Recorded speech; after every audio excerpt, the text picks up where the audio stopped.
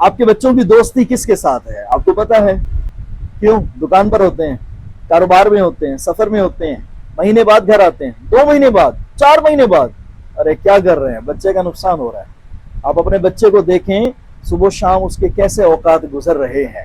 اس کی ماں وہ تو گھر کی 4 دیواری میں، بڑی چھوٹی بہنیں وہ تو 4 دیواری میں، بڑا بھائی اگر ہے تو وہ اپنی پڑھائی میں، اپنے کام کاج میں.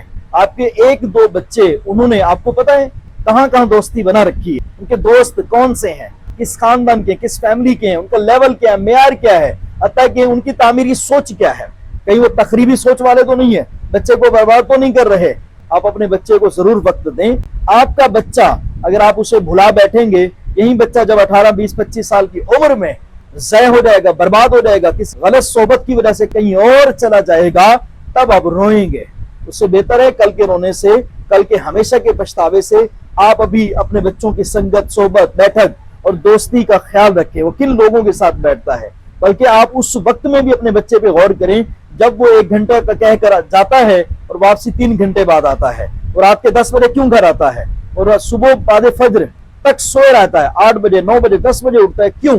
یہ ساری چیزیں تو مطلب اتار چڑھاؤ کا شکار ہے، خرابی کا شکار ہیں، وہ کیوں ہو رہی ہیں؟ اس پہ غور کریں. حتیٰ کہ آپ اپنی مسز کو، یعنی بچے کی والدہ کو بھی یہ کہیں کہ اس کی صحبت کا، ہر چیز کا وہ خیال رکھیں. آپ بھی ضرور رکھیں، وگرنہ بچہ کسی غلط صحبت میں جا سکتا ہے، پچھتاوے کا باعث بن سکتا ہے.